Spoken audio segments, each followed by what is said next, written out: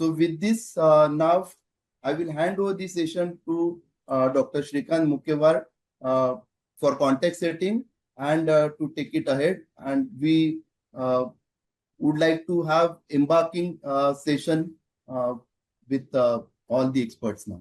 Over to you, sir. Thank you, Dr. Gajanan. I think it's a great pleasure that we are discussing a common GI problem in today's platform, that is functional dyspepsia. And if you see gastroenterology, the functional dyspepsia IBS, they form one of the major chunks of patients. And these patients, they need answers and the treatment. They have been moving from one gastroenterologist to other, and there is lot of overlap. If I remember it, that in 2009, the estimated cost of functional dyspepsia was $19 billion. So it's a huge amount. I mean, it would form about 30 to 40% of patients in GI OPD. And if you consider the prevalence, about 10 to 20% of patients, normal population would have dyspeptic symptoms. So it is very necessary for us to understand the disease and also how do we manage it. So that with this intention, I think the step which the lupin has taken, because these patients are not only seen by gastroenterologists, they also been seen by physicians. So it is necessary that the physician should be updated about this disease. So without wasting time, I'll request the first speaker, Dr. Saurabh Mukhewar, to cover the topic of clinical presentation and the diagnosis of functional dyspepsia. And that would be followed by management of this by Dr. Shubhankar Godbole. Thank you. Over to you, Saurabh. Yes, hi, good evening, everyone. Hi, thank you, Lupin team, for inviting us to organize, to be part of this webinar series. And today, my topic is clinical presentation and diagnosis of functional dyspepsia. This is a graph discussing the population of distribution of dyspepsia. So when you see on diagnostic workup, about 1 in 3, about 30% of patients with dyspepsia are found to have some disease that accounts for their symptoms. Okay, all right, sorry. And in patients in whom no organic cause is identified are what we call as functional dyspepsia, which accounts for almost 70% of all cases of dyspepsia. So 30% is organic and about 70% is functional. Globally, functional dyspepsia prevalence ranges from 20% to 30% of the population, which is a fairly large number. While the precise prevalence of dyspepsia in Indian population is not available, but we have a wide range from 7.6% to almost half the population. And as all of us, and I'm sure all of you physicians, would commonly encounter patients having some or the other gut issues. It's extremely widely prevalent. And I think part of it is to do with the type of diet we have in the Indian context as well. In India, physicians encounter 20 to 40% of patients with functional dyspepsia with variations attributed to diagnostic criteria and regions based on different studies. But this is the AGA, which is the American Gastroenterology Association landmark articles from gastroenterology, where the differential diagnosis of dyspepsia is discussed. And what you need to understand is before labeling anyone as functional dyspepsia, you want to confirm that there's no organic reason for the person's symptoms. So peptic ulcer disease, GERD being the most common diagnosis, malignancy, which we do see fairly commonly in India, and also at a younger age, if I may add, because having a 41-year-old patient with stomach cancer is not unusual, right? So compared to the West, where they would advise an endoscopy above the age of 50, I think based on the prevalence rate of cancer in India, you should start worrying about people having potentially cancer even at above the age of 40, I would say. Of course, gallstones, a very common finding in the Indian context as well, causes again epigastric pain. Chronic pancreatitis, we see a lot of that, which is tropical chronic pancreatitis, and celiac disease, which is, I believe, an underdiagnosed entity, primarily because most people's understanding of celiac disease is the patients need to have anemia and diarrhea, and it's only then they start thinking about it. But patients with celiac disease can present with various symptoms, which can be, dyspeptic symptoms as well at times. Lactose intolerance, which is exceedingly common in the Indian population as well. And the remainder, about 60%, 60 to 70%, where everything is negative, and that's called functional dyspepsia. What are the symptoms? We are looking at epigastric pain or discomfort, postprandial fullness, early satiety, bloating. So the top ones are the more common symptoms of functional dyspepsia, and something we all routinely see. Belching can also happen in a lot of patients. Having absolute nausea, vomiting, and weight loss. Now, these things do happen in dyspepsia, but once somebody starts talking about vomiting and weight loss, we start being more concerned about something more organic going on. The Rome 4 criteria for functional dyspepsia is the following. Now, these are all research criteria, and these are very stringent criteria which are meant for absolutely identifying and filtering the exact patient. So sometimes you cannot obviously apply them purely in clinical practice, because not every patient is going to have a exact clinical criteria for the Rome 4 criteria. But this is what Rome 4 says: bothersome postprandial fullness, bothersome early satiety, bothersome epigastric pain, or bothersome epigastric burning, and an endoscopy which is negative if the patient has symptoms present during the last 3 months with onset at least 6 months before diagnosis would be a absolute strict criteria to diagnose functional dyspepsia per Rome criteria. Of course, this is good for research to conduct research trials, and it's very beneficial. But in the clinical context, we cannot wait for 6 months before absolutely diagnosing the patient as functional dyspepsia, which doesn't end up being the case oftentimes. So according to Rome 4 criteria, these are basically differentiated now into 2 different categories. On the left is what we call as postprandial dyspeptic symptoms: the bloating, early satiety, fullness, nausea, sometimes vomiting, and loss of appetite. And on the right is the more pain-focused syndrome with upper abdominal pain and sometimes cramps. Now, this is illustrating the various sort of pathophysiological factors in the blue and the risk factors in the green. So if we look at the lower part, which is the green boxes on the left, the lifestyle factors, stress, anxiety, which can be a sort of a multiplier and certainly be a very important factor in dyspepsia. Smoking, caffeine, alcohol, obesity, sometimes with high intensity exercise. So these are contributory factors. Specific foods. Now we do know fatty foods, acidic foods, oily, spicy foods, hot foods, high fiber foods can cause more problems in these patients. And then meal related factors with the size of the meal. If you're having a large meal versus a small meal, the energy intake of the meal. So these are various factors which are contributing to the dyspepsia. Now let's look at the pathophysiological factors and what really happens. On the left is visceral hypersensitivity, which is a very important component of the pathophysiology of dyspepsia, where exposure to diurnal lipids, acid, caspicin, luminal gas, and gastric distension leads to transmission of impulses to the nervous system. And hypersensitivity, as the name implies, is there is increased sensitivity.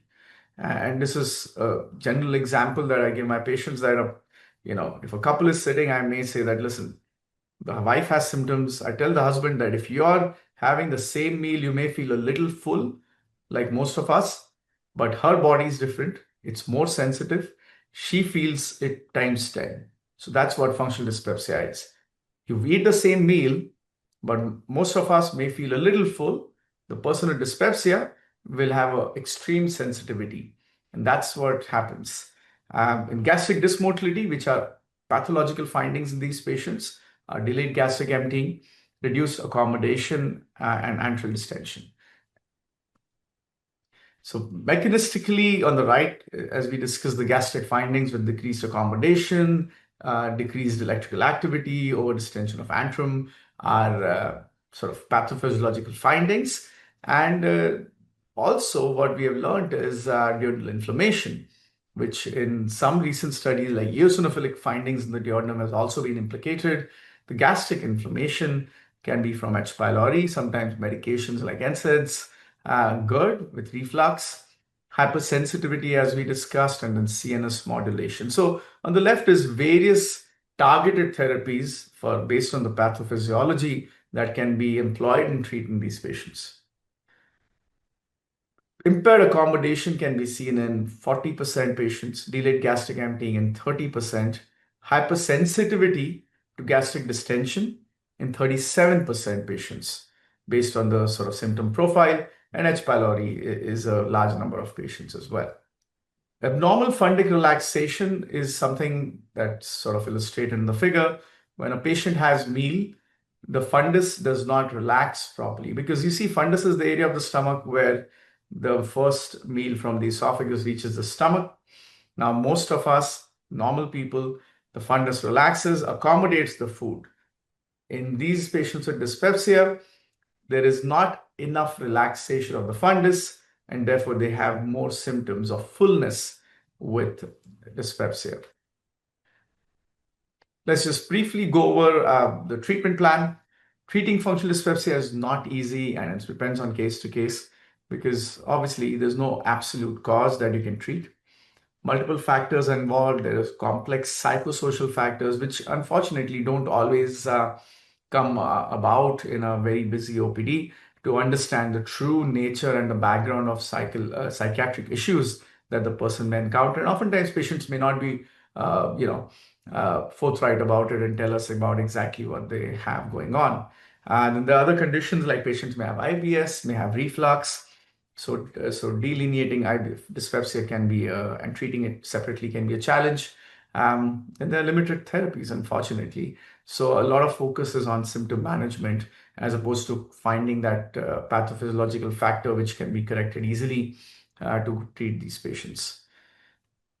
So starts with having a good detailed history and physical examination, and you are basically trying to rule out any organic conditions. So this involves blood tests, would involve imaging, at least sonography, and endoscopy to look for any particular reason for the symptoms. But this is a laundry list of differential diagnosis. But you would generally be worried about some alarm symptoms. And these are the alarm symptoms that we are concerned about. 45, as I said earlier, age in India. In high prevalence of gastric cancer, even 37 can be a considered age for being an alarm sort of factor. Recurrent vomiting, weight loss, of course. If they have dysphagia, bleeding, any history of cancer in the family, especially gastric cancer, and above 40 years of age in high prevalence patients in high prevalence region of upper GI cancer. In low prevalence, we can be safely say 45 to 50 years, but a lot of patient places in India do have a fairly high prevalence of upper GI cancer. So if you have any of these alarm features, then you are worried about something organic. Several tests that can be employed, but unfortunately, these are not in clinical practice, and there are a lot of research tests which are not quite there for prime time and use in clinical practice, and they are mostly research based. This is a complicated algorithm, but let me simplify it for you. So patient comes to you, has all the symptoms suggestive of gastroduodenal symptoms, let's put it this way: postprandial fullness, early satiety, epigastric pain, burning, nausea, vomiting, belching, rumination. So these are constellation of symptoms that can be suggestive of a gastroduodenal condition. I'm not saying dyspepsia, a gastroduodenal condition. So if you have alarm features, like we discussed, you must recommend an upper GI endoscopy. So we just go straight down with or without biopsies. And if you have an abnormality, then it is a secondary dyspepsia, which is due to an organic condition requiring specific treatment. However, if the patient does not have alarm features, then we can consider a trial of empirical therapy. And if that resolves, like with PPIs or PCABs, then we are fine. Or if the patient has no alarm features, but this patient has more nausea, vomiting, belching, rumination, which sometimes can be more in the functional vomiting or functional rumination syndromes, or patients with a background of anxiety, the patients may need to be treated accordingly. Going down, if you have no abnormality on the upper GI endoscopy, you would consider it as functional dyspepsia, and then you would attempt different therapies based on what we discussed, and we'll be just going over that in a bit. You may also consider H. pylori treatment as part of this, and if it's there, treat it accordingly. And I think that's it. All right. Various treatment options, 4 different buckets. First is acid suppression therapies with PPIs, H2 receptor antagonists, alginates, antacids, and now PCABs. Prokinetics, which are the most commonly used ones, etopride, syntopride, acoshamide, and baclofen. Domperidone, levosulpride, which unfortunately causes some more side effects, prucalopride, and metoclopramide. Neuromodulators, which we end up using quite a bit of, being a tertiary center, amitriptyline, mirtazapine, SSRIs or SNRIs, and then psychotherapy, which I believe is underutilized with hypnotherapy, yoga, and exercises. Okay, so I'll just end my talk here real quick. Functional dyspepsia includes epigastric pain, postprandial fullness, early satiety, bloating, belching, nausea, vomiting, and weight loss. Can be a combination of these symptoms. The Rome 4 criteria, strict criteria, defines this based on symptom patterns without structural abnormalities. The diagnosis is based on clinical history and examination. Can be some tests such as scintigraphy, breath test, and some other research-based testing, but I use and reserve it for specific cases. Breath test for those when we are suspecting bacterial overgrowth, and scintigraphy in patients with gastroparesis. Management is not easy. There are no definite cause, oftentimes found with a lot of overlap with psychosocial background issues, and there are limited effective therapies. So the lot of focus is primarily on giving symptomatic relief to the patients. Treatment approaches include lifestyle and dietary modifications, pharmacological options that we went over, and psychological support when needed. Okay, so I'll end my talk here. Thank you so much. I think we have the another talk and then followed by question answer. So I will request Dr. Shubhankar to start his talk on the management of dyspepsia and especially emphasis on ecoshiamide. Dr. Saurabh has very well elaborated on the symptoms. Let us come to what therapeutic options we have. So first of all, we divide functional dyspepsia in broadly 2 categories, whether it is organic or non-organic, that is functional. Anything, if we find an abnormal pathology, if we find H. pylori, we label it as H. pylori related dyspepsia. If you find it to be some other pathology, we label it as X etiology related dyspepsia. And if there is no pathophysiology found, we label it as functional dyspepsia. So initial treatment options include H. pylori eradication, which we generally offer to the patients who have positive H. pylori, either by rapid urease or by breath test or by any other modality. First treatment to be started is usually proton pump inhibitors because the patients are more ready to take it. Then the second line comes as prokinetics, and the third one comes as tricyclic antidepressants or some other quadricyclic antidepressants, etc. So whenever we start with the patient on initial PPI therapy, we observe him for 2 to 4 weeks. If the PPI is effective, we continue them on PPI. And if the patient does not respond well to PPI therapy for 2 to 4 weeks, then we may add either a prokinetic or we may double the dose of PPI or add any other therapy like SSRI, SNRI, etc. It has been observed, it has been proven that especially the reflux symptoms and especially the reflux symptoms respond very well to addition of second therapy. The initial therapy by PPI, and then we can add on a therapy by a prokinetic agent in order to achieve a better response. Now, what are the limitations? Now, proton pump inhibitors are effective mainly in the patients with symptoms of epigastric pain, heartburn, and in the patients with predominant heartburn symptoms. The initial studies with prokinetics like mosapride, etopride were not superior to placebo in the early phases of clinical trials. Even in the late phases, there were only a few molecules which were actually superior to placebos. So, levosulfide, as we all know, that it has a lot of extrapyramidal side effects, and we generally not prefer to give levosulfide, especially for long time.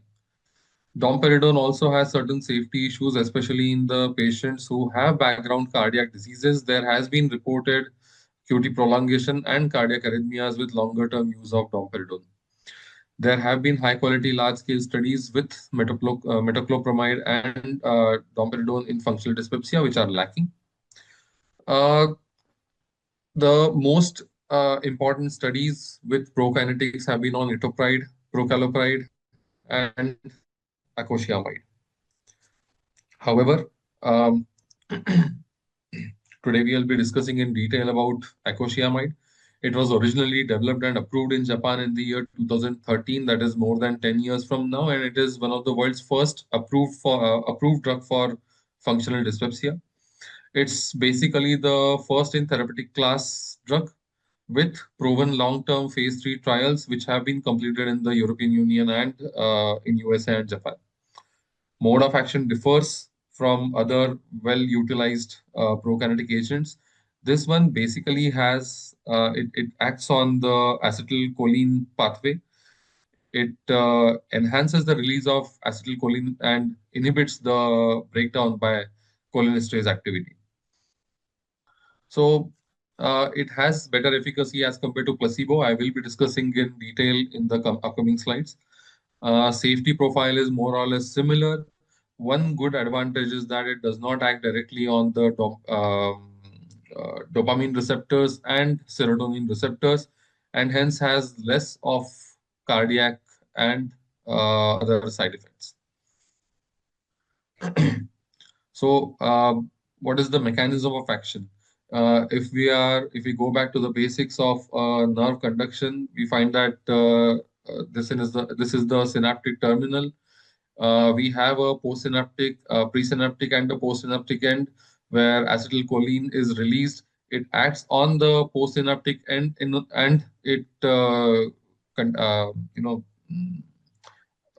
starts its action. So basically, acetylcholine is one neurotransmitter whose action is prolonged by the use of acosciamide. It acts on the presynaptic as well as the postsynaptic receptors in order to continue the action of acetylcholine. So we have more acetylcholine for more time, results in enhanced gastric accommodation and an enhanced gastric emptying. So the purpose of gastric accommodation is basically fundic relaxation. Whenever we eat food, the first step that occurs in the stomach is fundic relaxation, which gives us a feeling of if the fundic relaxation is not proper, it gives us a feeling of fullness, that is bloating. The second step in the pathway is prokinetic action, that is the peristalsis of the stomach, which actually propels the food from stomach into the duodenum. So acosciamide basically increases the funding gland relaxation as well as it increases the gastric prokinetic activity. It has been approved for meal-related functional dyspepsia symptoms, especially postprandial fullness, epigastric bloating, and early satiety. Usual adult dosage of acosciamide is 100 mg thrice daily before the meals. For this time, we actually used to joke that we, there are actually restaurants which offer you, if all you can eat menus, 1 kg you eat, and then we give all the meal for free. And we used to joke that we would take an akoshia before going to such a restaurant so that we can eat more and pay less. So yes, coming to the pharmacokinetics, Cmax and Tmax are actually of limited benefit, of limited use in the clinical scenario. What we generally look at is the T half. T half is fairly good, 13.13 and a half hours roughly.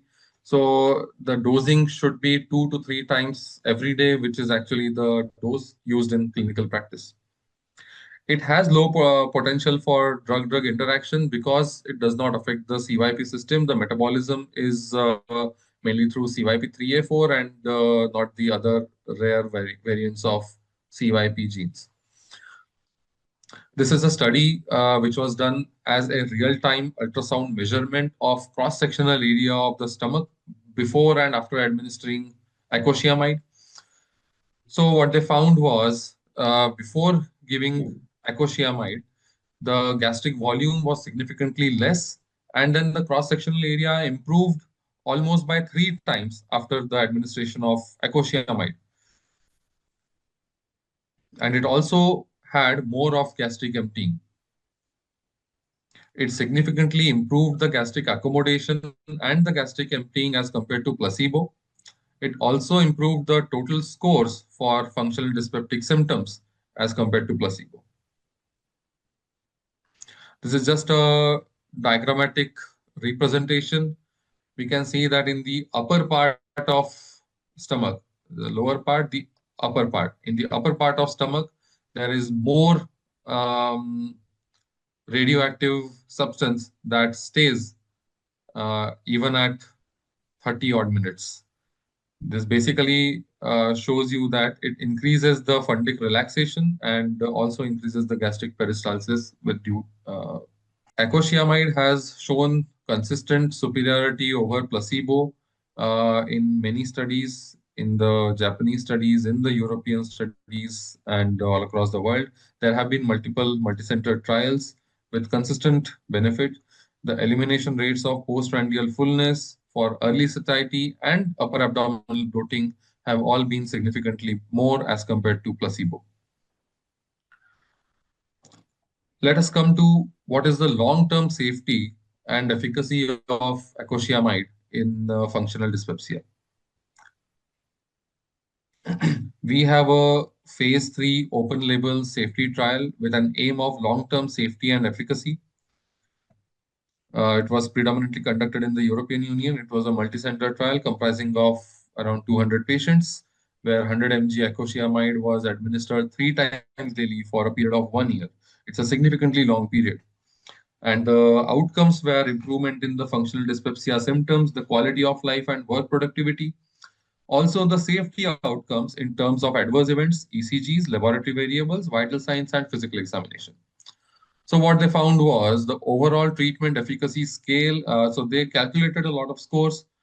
Overall treatment efficacy scale. They calculated the postprandial distress symptom score. They calculated the quality of life score and the work productivity. So the patients who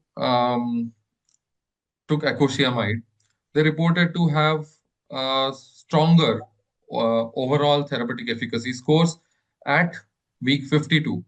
The initial one was 13.3, which increased dramatically to 70%. That is almost five-fold increase at the end of 1 year. The postprandial distress syndrome, the postprandial distress symptoms, as we can see marked by the red line, significantly reduced at week 52 as compared to the baseline. Also, the other symptoms of upper abdominal bloating and early satiety were reduced, but the most pronounced effects were on early satiety and postprandial fullness. So that is the first approval of icosiamide. Efficacy outcomes, if we see, absenteeism means basically the person remaining absent from work As compared to baseline, absenteeism was almost same at the period of 52 weeks. And the work productivity loss, the presenteeism, that is impairment at work, and the activity impairment were all significantly low as compared to baseline. Conclusion was that the majority of the patients, almost 80%, who maintained exposure to ecoshiamide for 52 weeks with a median duration of 320 days, which is quite significant. There was no specific clinically significant adverse event, no reported deaths, or and so the bottom line is that the safety is quite well proven uh, at 1 year.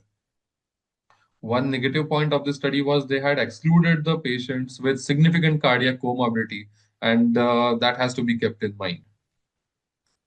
Long-term study of ecoshiamide in the patients with functional dyspepsia. This was a phase 3 study done in Japan with an objective of assessing the efficacy, safety, and administration patterns in functional dyspepsia patients. I'll just come to the results. Cessation rate means the symptom cessation, which are almost 75% symptoms were ceased at the end of the trial period. If the patient did not respond well to a 2-week course, the patient was termed as poor responder. The rate of poor response was only 13%. It means that more than 85% of the patients tolerate the drug well and they have at least some improvement. Almost 38% of the patients maintain remission after stopping the treatment for 4 weeks, after 4 weeks. The incidence of adverse events notably was around 11%. Most of the effects were mild, except ALT increase in one patient, but there was no mortality reported. So what is coming to one example of real world efficacy data and tolerability of ecoshiamide. Now we know that most of the randomized controlled trials are performed with strict inclusion and exclusion criteria. They fail to assess the multifaceted interactions, like the real world problems which the patients face. And hence, the real world data holds an effective mode to understand how the drug will work in the real time. So in around 300 patients across multiple centers in India were selected for the study. More than 50 and 70% had postprandial fullness, upper abdominal bloating, and early satiety, which was reported. And there were less than 50% of the patients who had other symptoms like epigastric pain, burning, constipation, and diarrhea. Now, the patient's perception after administering ecoshiamide for 1 year was that postprandial fullness, upper abdominal bloating, and early satiety were significantly improved in more than 55% of the patients. And it was consistently improved. Many of the patients reported complete relief, that is close to 20%, and many of them improved at least slight relief. As we discussed, the rate of non-response was around 5%, which was in fact lesser in Indian study as compared to the previously seen European study. Now, there were certain adverse events which led to discontinuation. Most of the side effects, adverse events were mild, like headache, nausea, vomiting, vertigo, burning sensation, palpitation. But there were few like palpitations, nausea, epigastric pain, and lack of efficacy, which resulted in discontinuation in approximately 1.5% of the patients. There were also other studies which were actually containing less number of patients. Suppose this one was the one with 60 patients with levosulpride versus ecoshiamide head-to-head trial. Ecoshiamide resulted in good symptom control at the end of 4 weeks therapy, with the patients tolerating ecoshiamide in a better way as compared to levosulpride, and the efficacy was more or less same in both the groups. This is a large meta-analysis suggesting that the risk ratio of developing adverse events and causing symptomatic benefit was more in the ecoshiamide group. Now let us come to the most common scenario where we give prokinetic as an add-on therapy. So there are 105 patients of functional dyspepsia who have received esomeprazole 20 mg initially, of which 23 were still having residual symptoms. These 23 patients were given 100 mg thrice daily of ecoshiamide with a combination of esomeprazole. The symptoms relieved in almost 78%, with an reported to have an overall improvement in the symptoms. Almost all functional dyspepsia related symptoms were statistically improved after the combination therapy, suggesting that combo therapy may be more effective in selected functional dyspepsia patients who have insufficient improvement with an initial course of PPI. What happens when a patient takes long-term ecoshiamide? Is there any significant adverse event or is there any significant benefit? So almost 80 patients of functional dyspepsia whose symptoms were improved with ecoshiamide were followed up for almost 2 years. At the end of 1 year, out of these 79 patients, 20 patients, that is almost one-fourth, had recurrent dyspepsia. The predictors for recurrent dyspepsia was severe dyspepsia before starting the treatment. Continued use of ecoshiamide actually resulted in a decreased rate of recurrence. And the patient who continued, the same thing. Adherence to a therapeutic regime is a significant predictor for decreased recurrence, and hence long-term maintenance therapy is recommended. Oftentimes in the clinical practice, what we do is we give ecoshiamide for maybe 1 month, 2 months, and then we dramatically we stop it. But it has been recommended that we should continue it for 6 months to 1 year. We may discontinue PPI later on, but it is better to continue the ecoshiamide if the patient tolerates it properly. The therapeutic options for patients with functional dyspepsia are limited with proven efficacy in this condition. It's world's first approved treatment for functional dyspepsia, which is diagnosed by Rome 3 criteria. It's a novel gastroprokinetic agent. It has dual mechanisms of action. First is the fundic relaxation, which improves the food tolerance, and the second one is increase in the gastric emptying. The ability of ecoshiamide to improve subjective symptom relief in functional dyspepsia patients has been proven in long-term studies. Yeah, we should use it in functional dyspepsia cases.